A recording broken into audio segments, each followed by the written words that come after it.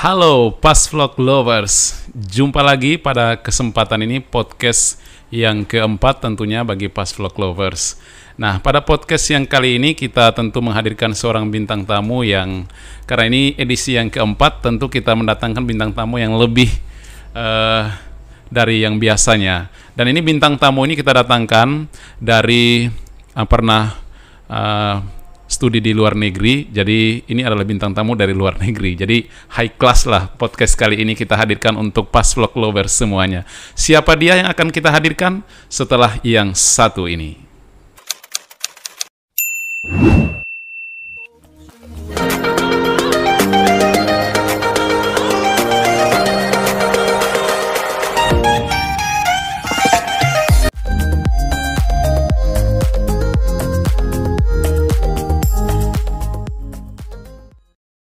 Ya, Pas Vlog Lovers, seperti yang sudah dikatakan tadi bahwa pada kesempatan ini kita akan menghadirkan bintang tamu kita kali ini tentu asli Indonesia tetapi pernah belajar studi tinggal di luar negeri. Jadi high class lah bisa dikatakan pada podcast kali ini.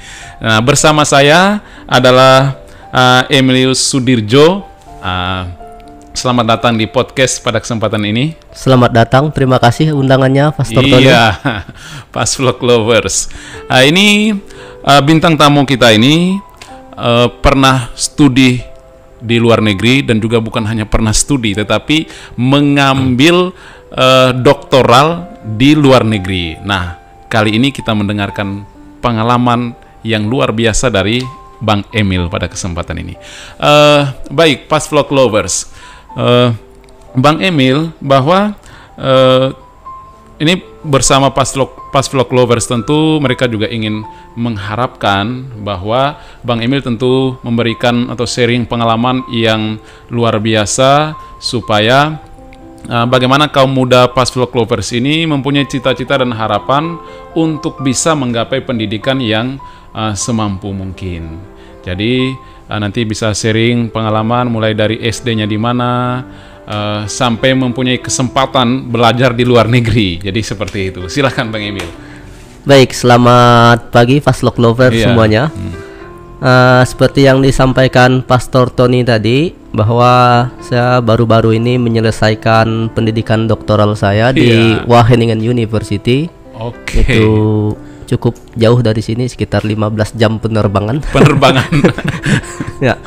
Baik, tentunya ketika kita mencapai suatu titik tertentu, kita kalau melihat ke belakang, kita coba flashback ke belakang, tentunya kita sudah melewati beberapa steps, beberapa tahapan. Begitu juga dengan pendidikan. Artinya ketika saya menyelesaikan pendidikan doktoral saya, otomatis saya sudah menyelesaikan pendidikan sebelumnya. Nah, untuk pendidikan mungkin saya cerita dulu mulai dari pendidikan dasar ya, pendidikan dasar. Jadi saya menyelesaikan pendidikan dasar saya itu di SDN nomor 11 Permit. Itu sebuah desa di waktu itu cukup pedalaman di Kabupaten Landak. Iya, dari Landak. Kalau sekarang sudah masuk Kecamatan Kuala Behe. Nah, pada saat saya SD waktu itu tahun 89 saya masuk SD. Desa Permit ini cukup terisolasi karena moda transportasi saat itu kita menggunakan perahu pepet, kayak seperti perahu kelotok gitu ya. Nah, itu kalau musim hujan mungkin kalau mau turun ke Ngabang, waktu itu Ngabang masih kecamatan. Itu sekitar 10 jam, 8 jam milir dari kampung Permit, itu, dari Permit itu. Ya. Tapi kalau lagi kondisi sungai surut, kadang kita bermalam di sungai. Melewati jeram-jeram. Jadi ya cukup wilayah pedalaman. Itu sampai saya lulus SD tahun 95. Nah, ketika saya lulus SD tahun 95, karena salah satu untuk mendapat akses pendidikan yang baik, maka keluarga memutuskan untuk pindah ke Ngabang. Waktu itu saya dengan adik-adik dengan ibu pindah ke Ngabang. Sementara bapak masih tugas di kampung Permit. Karena bapak saya guru. Jadi kami semua pindah ke Ngabang dan saya melanjutkan SMP di Ngabang. Waktu itu Ngabang masih belum ibu kota kabupaten, tapi masih kecamatan Ngabang. Sampai menyelesaikan SMP 3 tahun. kemudian untuk mendapat akses pendidikan yang lebih baik lagi dan belajar kemandirian, jadi orang tua memutuskan waktu itu saya untuk tinggal di asrama. Jadi saya melanjutkan SMA di Singkawang. Oh, bayangkan. Di SMA Negeri 1 Singkawang, dan tinggal di asrama Santa Maria, asrama Bruder MTB. Iya. Nah, 3 tahun di masa-masa SMA kita mengalami pembelajaran yang cukup bagus menurut saya, karena selain pembelajaran di sekolah, kami juga belajar keterampilan di asrama dengan berbagai macam kegiatan olahraga, musik, dan bertani, berkebun, bertukang, semuanya all in one.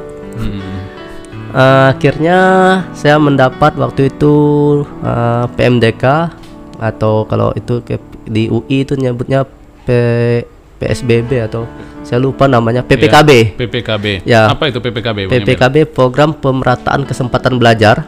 Jadi kalau di masing-masing universitas punya nama, ada yang nyebutnya PMDK segala macam. Jadi kita karena prestasi dari kelas 1, kelas 2, kelas 3, jadi kita tidak perlu ikut SMPTN, jadi tanpa tes. Langsung ya? Ya, saya keterima di Teknik Gas dan Petrokimia. Di Universitas Indonesia. Ya? Bayangkan, di UI, bayangkan Fast Flock Lovers. Dari permit kampung yang harus melewati sungai beberapa jam, dan bayangkan kadang-kadang juga harus nginap karena airnya surut. Pindah ke Ngabang, terus lanjut SMA di Singkawang karena prestasi, sehingga tanpa ada tes langsung masuk Universitas Indonesia. Ya tentu, terus lanjutkan. Jadi di UI kami masuk program PPKB, kemudian saya menyelesaikan kuliah lumayan 4,5 tahun waktu itu.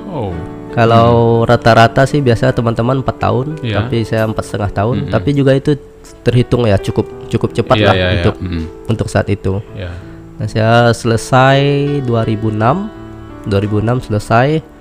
Waktu itu terjadi pergumulan juga sebenarnya, karena rata-rata kami yang teknik gas petrokimia atau teknik kimia itu adalah sarjana proses engineer. Jadi kebanyakan teman-teman itu larinya ke industri migas. Jadi kebanyakan teman-teman angkatan saya pergi ke industri minyak dan gas, oil and gas, kemudian juga petrochemical. Dan saya memutuskan untuk back to village. Kembali ke kampung ya, untuk mengembangkan kampung gitu ya. Terus ini sebentar. Ketika melihat teman-teman lebih memilih ke industri migas gitu kan, tentu dengan gaji yang cukup menggiurkan, sangat tinggi, sangat tinggi artinya. Nah, tetapi Bang Emil malah lebih melawan arus, artinya back to village, dengan tujuan supaya ya membangun daerah sendiri daripada memilih gaji yang sangat tinggi itu. Tentu ada sesuatu yang menggerakkan dan juga menyemangati Bang Emil untuk lebih memilih yang back to village daripada ke salary gitu ya. Iya, ada banyak pertimbangan.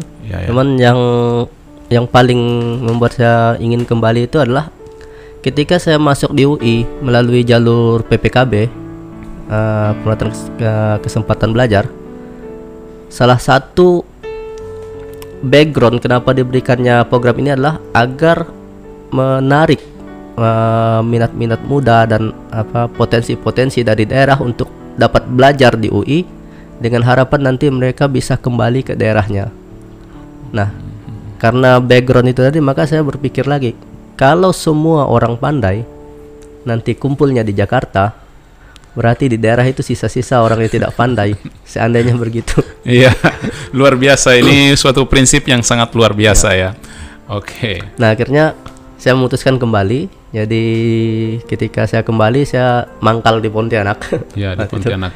Saya membantu sempat jadi guru di SMA Santo Paulus. Waktu saya mengajar kimia terapan, kemudian mengelola lab juga. Ya, itu kurang lebih berapa tahun mengajar sebagai guru? 2006. 2006. Jadi Juli 2006 saya mengajar di Santo Paulus, juga waktu itu menjadi dosen di Widya Dharma, di STIMIK Widya Dharma. Dan ya karena background saya teknik, tapi saya membantu mengajar waktu itu di ilmu komputer di STIMIK. Jadi saya megangnya mata kuliah umum, seperti statistik, matematika, dan metode penelitian. Itu kurang lebih sampai, kalau di WD saya sampai 2010.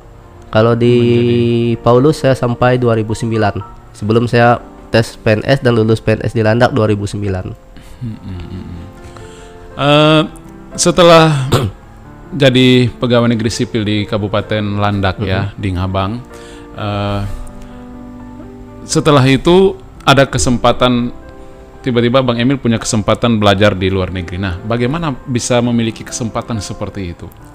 Jadi ketika saya aktif mengajar, menjadi dosen tadi dan juga menjadi guru, saya berpikir saya ingin melanjutkan kuliah. Studi ya. But there is a problem because I have no money. Oh ya. Jadi alasannya klasik. Karena orang tua saya yang kerja itu bapak guru, ibu membantu support secara mandiri. Saya punya 4 adik lagi, yang semuanya juga sedang menempuh pendidikan. Akhirnya bapak mengatakan dengan gaji seorang guru, bapak hanya bisa membantu membiayai kamu sampai S1. Sampai S1. Kalau mau lebih, cari sendiri. Jadi saya coba mencari cara dan salah satunya adalah scholarship, beasiswa. Ada banyak beasiswa di luar sana. Saya mencari informasi. Akhirnya saya melamar beasiswa IFV, International Fellowship Program, yang diberikan oleh Ford Foundation. Jadi proses melamar beasiswa itu sejak 2009. 2009 saya melamar beasiswa. Waktu itu setelah lulus saya tahu bahwa yang melamar waktu itu cukup banyak, 50.000 aplikan peserta yang melamar. Kemudian proses seleksinya cukup panjang, jadi dari seleksi administrasi segala macam. Singkat cerita sampailah ke tahap interview, dan singkat cerita setelah hampir 2 tahun proses seleksi, terpilihlah 50 orang kandidat yang sebagai calon penerima beasiswa. Nah, cukup panjang prosesnya. Salah satunya Bang Emil di situ dari 50 ya, salah itu. satunya saya. Berarti problem pendidikan itu bukan pada keuangan sebenarnya ya. Yang penting ada kemauan. Makanya ada pepatah yang mengatakan there is will, there is a way. Artinya ketika ada kemauan pasti ada jalan ya. Betul. Memang keuangan itu bukan masalah, tapi dia menjadi tantangan, challenge. Challenge tersendiri ya. Ya, artinya sebuah tantangan itu dia bisa diatasi kalau kita mau. Apakah setelah mendapat kesempatan untuk studi ke luar negeri, artinya sebelum Bang Emil masuk menjadi PNS, artinya itu sudah masuk ke pelamaran untuk mendapatkan kesempatan beasiswa itu. Nah, setelah mendapat jawaban dari pihak yang memberikan beasiswa itu, nah bagaimana bisa berkoordinasi dengan pihak Pemda setempat yang tempat di mana Bang Emil bekerja? Ya, setelah dinyatakan lulus, positif lulus, artinya saya berhak mendapatkan beasiswa itu. Dan karena status saya saat itu sudah PNS, maka saya mau tidak mau harus mengurus izin kan. Ngurus izin, akhirnya ya melalui mekanisme kita sampaikan pada pimpinan bahwa saya dapat scholarship begini. Jadi alternatifnya adalah apakah saya diizinkan untuk melanjutkan studi atau tugas belajar atau tidak. Tapi pada waktu itu saya sudah membulatkan tekad bahwa saya tetap akan ambil beasiswa ini apapun yang terjadi. Jadi sera-sera. Jadi kalau tidak diizinkan ya saya akan mengizinkan diri saya sendiri. Tapi ya puji Tuhan waktu itu pimpinan juga memberikan kesempatan. Akhirnya kita dapat tugas belajar. Artinya suatu kemauan yang sangat tinggi, suatu tekad yang sangat tinggi untuk melanjutkan pendidikan gitu. Meskipun memang untuk mengurus itu prosesnya cukup sulit lah kalau dilihatkan. Karena kalau dibandingkan dengan beberapa orang, lebih baik saya sudah memilih untuk bekerja karena saya sudah PNS. Ngapain juga saya harus melanjutkan pendidikan, harus mengurus izin dan harus melanjutkan studi di luar negeri gitu kan. Ini menjadi suatu tekad yang luar biasa bahwa pendidikan itu sangat-sangat penting. Tentu ketika belajar di luar negeri nih Bang Emil, pasti pas Vlog Lovers juga penasaran juga kan. Apakah Bang Emil bagaimana punya tantangan tersendiri ketika hidup dan tinggal di negara lain yang adalah di Eropa, di Belanda tentunya. Tantangan yang pertama tentu bahasa. Dari segi bahasa, lalu dari segi ya budaya, culture gitu kan. Dan juga yang salah satu juga yang paling ini juga tentang perut nih, makan nih. Mungkin pas Vlog Lovers juga ingin mengetahui semuanya itu. Jadi silakan Bang Emil. Oke, baik. Yang pertama bahasa ya. Tentu kami yang penerima beasiswa Ford Foundation waktu itu agak unik karena beasiswa ini tidak mensyaratkan bahasa Inggris sebagai persyaratan utama untuk terpilih atau tidaknya, tapi mereka lebih melihat kepada motivasi. Jadi apa yang telah kandidat lakukan, apa yang sedang kandidat lakukan saat ini, dan bagaimana komitmen sosial kandidat kalau dia terpilih nantinya setelah kembali ke Indonesia.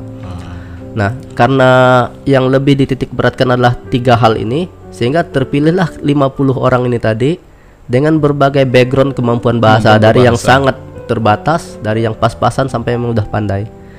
Nah, untuk mensiasatkan itu mereka memberikan pelatihan bahasa kurang lebih 6 bulan intensif. Itu di mana pelatihannya? Waktu itu kami di LBI UI Salemba, Lembaga Bahasa Internasional UI di Salemba. Jadi selama 6 bulan kami di training, dikasih uang saku. Jadi kerjanya Senin sampai Jumat jam 8 pagi sampai jam 4 sore belajar bahasa. Bayangkan intensif 6 bulan. Ya, selama 6 bulan sepanjang hari hanya belajar bahasa Inggris ya. Dan itu terbukti bahwa memang bahasa Inggris itu bukan ukuran kepintaran seseorang. Artinya bisa aja orang saat ini sudah mampu bahasa Inggris dan baik karena mereka punya akses. Sementara kita yang di kampung, notabene saya yang tadi dari kampung, kita tidak punya akses. Artinya secara struktur kita termarginalkan. Nah, ketika kita beri kesempatan yang sama, ternyata kita bisa. Nah, berbekal kursus tadilah, maka secara umum kendala bahasa menjadi berkurang. Artinya ketika kami diberangkatkan, kami sudah bisalah istilahnya mencapai standar minimal yang dibutuhkan oleh universitas untuk studi. Yaitu kalau ke Eropa pakai IELTS, kalau ke teman-teman yang ke Amerika waktu itu pakai TOEFL. Jadi teman-teman Fastlock Lovers, ketika misalnya berbicara tentang mau keluar negeri, punya harapan, punya impian untuk studi di luar negeri, jadi bahasa Inggris itu bukan menjadi halangan utama ya. Tapi memang seperti yang dikatakan oleh Bang Emil tadi, bahwa memang kita beda yang memiliki kesempatan. Jadi mungkin ada teman-teman lain yang mempunyai akses yang cukup muda, masih SD bahkan masih PAUD sudah belajar bahasa Inggris. Nah, kita yang punya akses terbatas untuk hal itu mungkin agak sedikit terlambat bisa berbahasa Inggris. Tetapi yang pertama dan terutama adalah kemampuan kita pada dasarnya. Karena kemampuan kita itu tidak diukur, IQ kita itu tidak diukur dari seberapa mahir orang berbahasa. Betul. Nah, jadi seperti itu. Dan bahasa Inggris itu hanyalah sebagai media untuk komunikasi sebenarnya, bukan ukuran orang ini pintar atau bodoh. Nah, itu kalau dari sisi bahasa. Kemudian kalau dari sisi culture, memang awal-awal ya bisa terjadi shock culture juga karena beda budaya kan. Kalau kita orang Indonesia itu termasuk dalam budaya, kalau dalam ilmu komunikasi itu high contact communication. Itu untuk artinya, kita orang timur. Artinya kadang kita ngomong A tapi bukan yang kita maksudkan A. Bisa B, bisa C. Makanya dalam teori komunikasi Indonesia itu masuk dalam high contact communication. Sementara di Eropa, di Belanda itu mereka terkenal direct, artinya low context communication. Kalau mereka bilang A, yang pasti dimaksud ya A. Kalau mereka tidak suka, dia akan bilang saya tidak suka kamu. Tapi bukan berarti benci. Mungkin apa yang tidak suka, dia akan direct gitu. Dan ini bagi kita orang Indonesia kadang sulit diterima, apalagi kalau kita gampang tersinggung. Jadi ini yang menarik Fastlock Lovers. Karena soal bahasa ini memang sesuatu yang sangat sensitif. Karena bagi kita ya orang timur, kalau misalnya saya tidak suka kepada Anda, saya bisa mengatakan bahwa di depan Anda saya mengatakan suka, tapi di belakang sebenarnya saya tidak suka. Tetapi kalau bagi orang Eropa pada umumnya bahwa kalau tidak suka ya tidak suka. Tetapi ketika mereka mengatakan bahwa saya tidak suka kepada Anda, tentu kita sebagai orang timur kita sakit hati. Jadi ini yang harus artinya menjadi suatu problem tersendiri. Dan banyak lagi sih contoh-contoh yang lain, tapi itu salah satu contohnya. Of course ketika kita datang ke suatu tempat, kita perlu ingat pepatah lama kan, di mana bumi dipijak, di situ langit dijunjung. Nah, ketika kita datang ke sana, kita coba pahami budaya mereka. Yang bagusnya kita ikut, yang kira-kira tidak cocok ya kita tidak usah ikut, tapi kita maklum. Nah, berbicara tentang budaya, tentang hal seperti yang sudah dikatakan Bang Emil, pernah enggak ada suatu kejadian atau pengalaman yang tentunya membuat Bang Emil itu merasa terpukul atau ya enggak enak lah sebagai orang timur gitu ketika hidup di sana ya? Kalau yang mungkin saya masih ingat adalah ketika kita kerja kelompok. Jadi biasa waktu kuliah itu kita ada kerja kelompok, tugas bersama. Nah, kalau kita kan biasanya kalau di Indonesia kalau tugas kelompok kadang pembagian kerjanya tidak jelas. Ya. Nah, kalau di sana kita pembagian kerjanya jelas. Saya tanggung jawabnya A, ini B, C. Kemudian ya karena kita juga bahasanya tadi baru pas-pasan. Ya kadang teman katakan, waduh, apa yang kamu tulis saya nggak ngerti. Karena juga kita ketika di Indonesia itu ketika menulis kita muter-muter kan, karena kebiasaan kita berpikir yang tidak direct tadi. Kita mau menyatakan suatu pendapat A, tapi kita banyak mutarnya dulu, pergi ke utara, ke selatan, timur, barat, padahal kita mau pergi ke tengah. Jadi ketika teman satu kelompok saya baca, kamu tulis apa? Saya nggak ngerti. Jadi ya akhirnya pikir lagi, sempat sedikit tersinggung, tapi sempat mikir, oh that's okay, you are right. I will rewrite it again. Saya akan tulis ulang. Ya, berarti menjadi apa ya, tantangan tersendiri ya, sekaligus tantangan, sekaligus juga menjadi penyemangat tersendiri. Jadi dari budaya sehari-hari sampai ke budaya akademis. Kalau menulis kan budaya akademis. Ya, harus sesuaikan. Nah, Bang Emil, dari segi bahasa kita sudah bicarakan, lalu dari segi budaya juga sudah kita ini. Nah, sekarang nih yang tentu pas Vlog Lovers tunggu-tunggu nih, dari segi misalnya perut nih, boleh kita berbicara tentang akademik gini-gini, tentang bahasa gini, tapi kalau misalnya kita lapar nih, itu yang menjadi tantangan terberat nih. Nah, bagaimana dengan pola makan di sana ketika Bang Emil tinggal dan belajar di sana? Kalau pola makan kalau di Belanda ya cukup beda dari kita ya. Biasanya kalau orang Belanda itu sarapan pagi itu cukup segelas susu dengan sepotong roti. Kemudian juga mereka makan siang cukup membawa dua potong roti yang sudah dikasih salad atau whatever di dalamnya. Cukup untuk makan siang, dan biasa mereka hanya makan berat itu malam. Makan panas malam itu budaya mereka. Nah, untungnya kita sebagai orang Indonesia kalau kuliah di Belanda itu merupakan salah satu, mungkin satu-satunya negara di Eropa yang kita gampang sekali mencari produk-produk Asia. Produk Indonesia, toko di mana-mana, di setiap kota kecil ada toko. Mungkin karena background ratusan tahun sejarah bersama masa lampau Indonesia ya. Nah, itu jadi juga populasi orang Indonesia ataupun keturunan Indonesia cukup besar, itu hampir 10% dari penduduk Belanda yang 17 jutaan itu. Nah, jadi untuk urusan makan, kalau kita mau beli di toko juga gampang dicari. Tapi tentu lebih murah kalau kita masak sendiri. Kita beli bahan baku masak sendiri. Jadi segi perut tidak terlalu banyak masalah sebenarnya. Ya paling kalau misalnya kalau kita lagi ada kegiatan-kegiatan, misalnya ada kegiatan yang tentu bersama teman-teman, atau kita ada kegiatan seperti ketika saya waktu program doktoral kita ada pelatihan apa, ada seminar apa, otomatis makan siangnya ya ala Belanda. Nah, pas Vlog Lovers sudah 3 hal yang kita bicarakan ya. Jadi sebenarnya bukan kita hadirkan Bang Emil ini bukan soal bicara tentang makan yang enak atau enggak di Belanda ya. Tapi yang kita hadirkan pada kesempatan ini adalah bahwa Bang Emil ini dari Kampung Permit yang ada di Ngabang ya. Landak. Setelah itu dengan perjuangan dan niatnya yang luar biasa sampai di Belanda untuk melanjutkan studinya. Nah, pas Vlog Lovers juga ingin tahu bahwa jurusan atau bidang keilmuan apa yang digeluti Bang Emil selama di Belanda.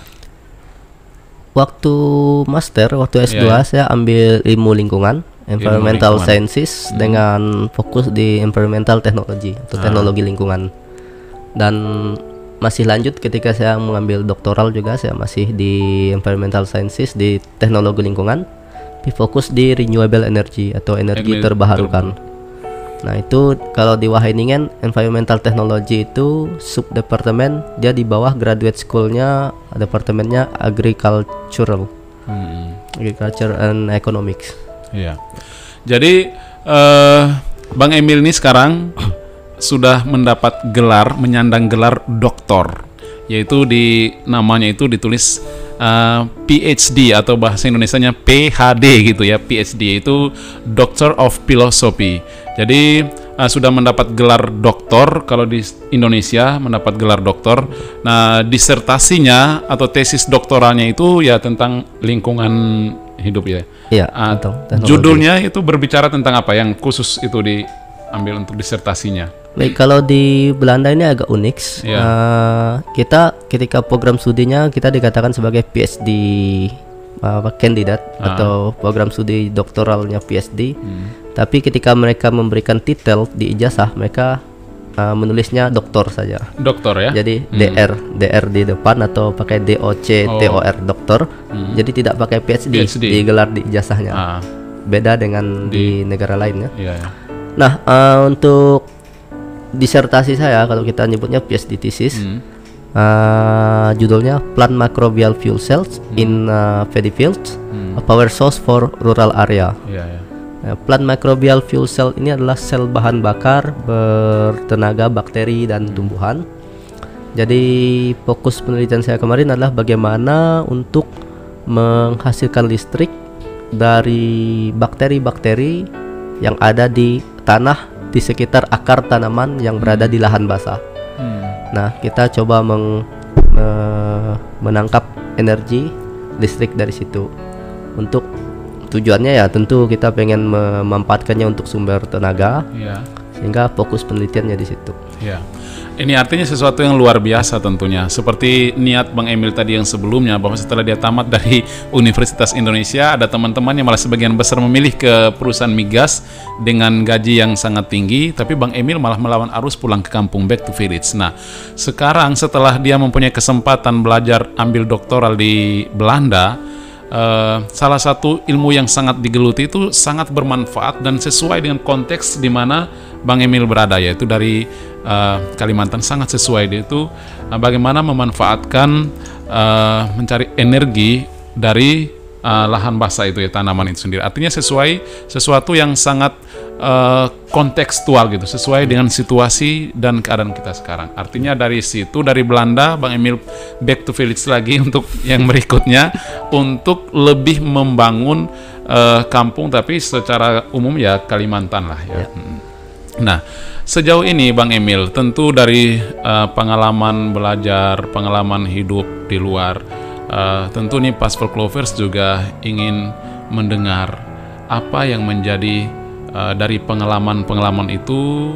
Kira-kira Bang Emil punya sesuatu yang mau dikatakan, artinya bahwa kita mempunyai suatu prinsip. Saya secara pribadi punya satu prinsip seperti ini. Mungkin Bang Emil bisa mengatakan kepada Passflock Lovers. Kalau secara prinsip saya simple aja. Artinya saya pengen saya punya hidup bisa ada manfaat untuk orang lain, itu aja. Jadi as simple that.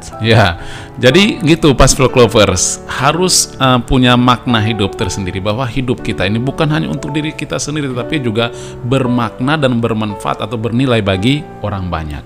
Jadi mulai dari kemampuan kita bisa dimanfaatkan untuk orang banyak dan sebagainya. Dan ini tentu sesuatu yang sangat menginspirasi lah bagi Passflock Lovers. Bang Emil, tentu dari sekian pengalaman, pernah hidup di Belanda, menempuh studi dan sebagainya, tentu ada pesan mau disampaikan. Ini yang diminta dari Passflock Lovers tentunya, supaya perjumpaan kali ini juga menjadi inspirasi dan motivasi bagi teman-teman Passflock Lovers berkaitan dengan pendidikan dan beberapa aspek kehidupan lainnya. Jadi mungkin Bang Emil bisa mengatakan kepada Passflock Lovers. Baik, untuk Passflock Lover, pesan saya cuma satu sebenarnya bagi teman-teman yang masih sekolah saat ini, bahwa pendidikan itu yang utama. Pendidikan itu sangat penting. Artinya ketika kita sebagai pelajar, kita harus bisa pasang target. Artinya 10 tahun ke depan, 20 tahun ke depan saya mau jadi seperti apa. Nah, untuk mencapai itu, maka saat sekarang masih SMA, maka akan sudah menentukan strategi. Saya harus mungkin perkuat bahasa Inggris kalau saya punya target mau belajar di luar. Saya harus perkuat ini ketika saya mau punya target mungkin hanya di dalam negeri. Tapi kita harus pasang target setinggi-tingginya, dan pendidikan itu menjadi salah satu sarana untuk mencapai impian kita. Sebagai contoh, saya tidak pernah memimpikan dulu kalau saya akan bisa keliling Eropa jalan-jalan. Jadi ketika saya studi di Eropa, jadi bukan hanya studi yang saya dapat pengalaman lain. Saya bisa traveling, saya bisa melihat banyak negara lain, dan itu tidak akan saya peroleh kalau saya tidak menempuh pendidikan di sana.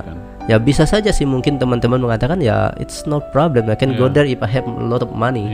Tapi tidak semua orang punya kesempatan untuk punya banyak uang. Nah, tapi dengan pendidikan juga itu membuka cakrawala kita, cara berpikir kita, dan intinya pendidikan sangat penting. Dan jangan khawatirkan dulu dengan biaya. Mungkin banyak teman-teman yang merasa terkendala dengan biaya, tapi itu hanya sebuah hambatan, hanya sebuah tantangan. Kalau kita sudah punya motivasi dari dalam, itu percayalah itu semua bisa diatasi. Banyak orang-orang baik di luar sana, banyak scholarship, banyak cara. Kalau kita sudah punya kemauan, nanti jalan itu akan datang. Tapi kalau kita dari sendiri sudah mati semangat, sudahlah, saya cukup sampai di sini. Ya maka jalan itu sudah tertutup karena kita sudah menutup pintu-pintu jalan kita. Jadi ini yang menjadi problem tersendiri dan problem ini sangat besar dan sangat umum pengaruhnya, terutama bagi Fast Flock Lovers juga kaum muda, yang anak-anak kita yang berasal dari kampung-kampung. Jadi ketika udah SMA, ketika mereka sudah kelas 2 atau kelas 3 SMA, ketika ditanya nanti mau jadi apa cita-citanya, aduh saya tidak punya cita-cita. Alasannya kenapa? Karena saya ini dari kampung, lalu dengan alasan gini-gini. Jadi pada saat itu sudah seolah-olah mematikan harapan untuk kedepannya. Nah, pada kesempatan ini pengalaman dari Bang Emil ini tentu menjadi cakrawala baru, artinya semangat baru bagi teman-teman untuk memberanikan diri supaya mempunyai cita-cita ke depannya. Nah, kira-kira Bang Emil seperti ini. Tadi kan sudah dikatakan bahwa kita harus mempunyai niat, terlepas bahwa backgroundnya itu dari keluarga misalnya tidak punya duit.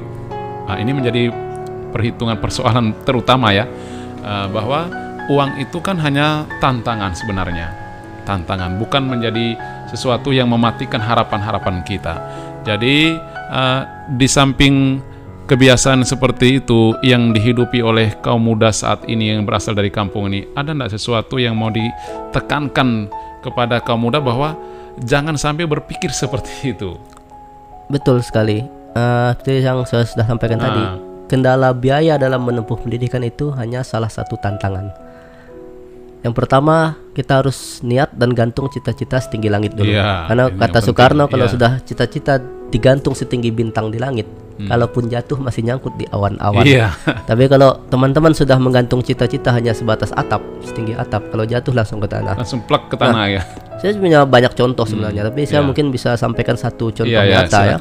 Saya punya teman yang juga datang dari suatu daerah di Landak, yang dari background keluarga yang tidak mampu, tapi dia punya cita-cita pendidikan. Jadi setelah tamat SMA waktu itu, dia sempat kerja di pabrik roti di Pontianak. Tapi ketika dia kerja pabrik roti, dia merasakan this is not my way.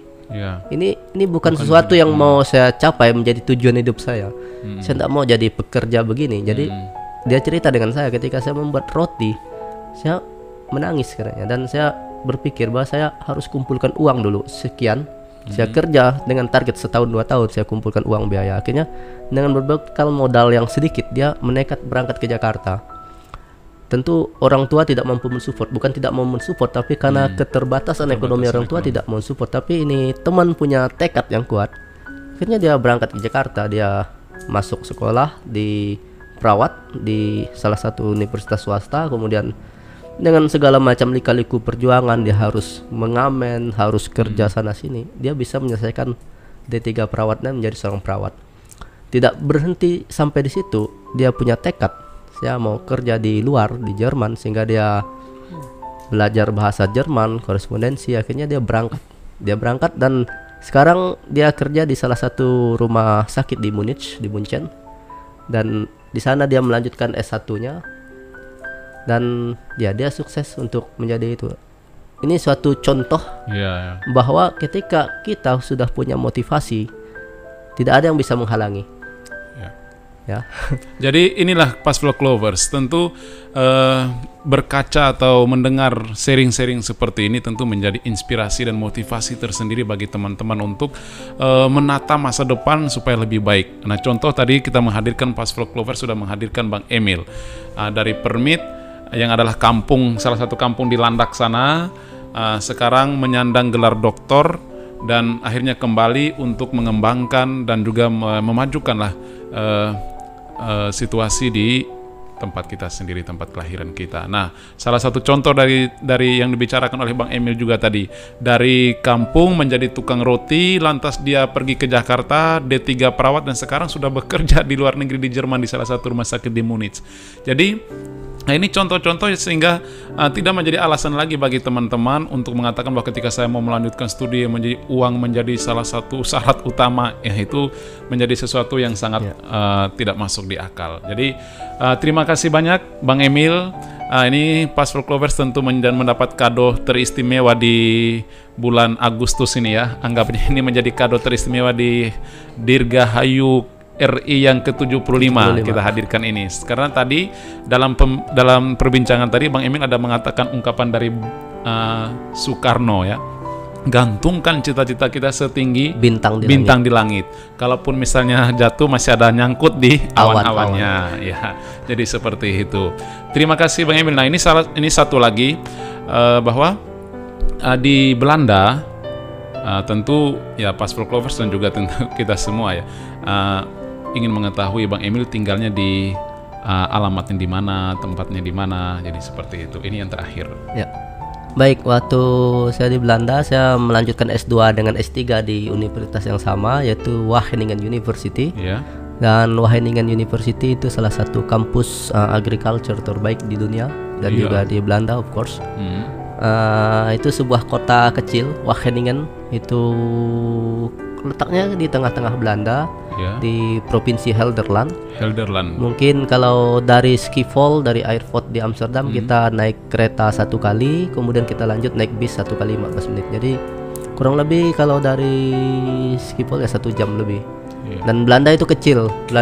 Hanya seukuran provinsi Jawa Barat. Jadi Indonesia itu 45 kali lipatnya Belanda. Iya. Luar biasa. Baik, terima kasih Bang Emil. Ini di Passflock Lovers, tentu kalau ingin mengetahui Bang Emil waktu sidang mempertahankan ya disertasinya itu doktoral, nanti bisa langsung lihat di YouTube-nya Bang Emil. Namanya itu Kamang Lajo ya, Kamang Lajo. Jangan lupa subscribe juga ya, dan juga komen untuk supaya bisa mendapatkan pengalaman. Mungkin teman-teman Passflock Lovers juga ingin bertanya lebih lanjut tentang bagaimana punya harapan seperti itu, artinya jalan-jalan untuk mendapatkan beasiswa. Jadi jangan lupa untuk subscribe dan like di YouTube-nya Bang Emil, namanya Kamang Lajo. Terima kasih, dan ini menjadi podcast kali ini dan juga podcast yang akan nanti kita hadirkan selanjutnya juga menjadi tempat di mana teman-teman Passflock Lovers menemukan semangat, motivasi, inspirasi di sini, dan ini adalah tempatnya Passflock Lovers. Ya, sekian dan terima kasih kepada Passflock Lovers. Ciao. Ya, ciao.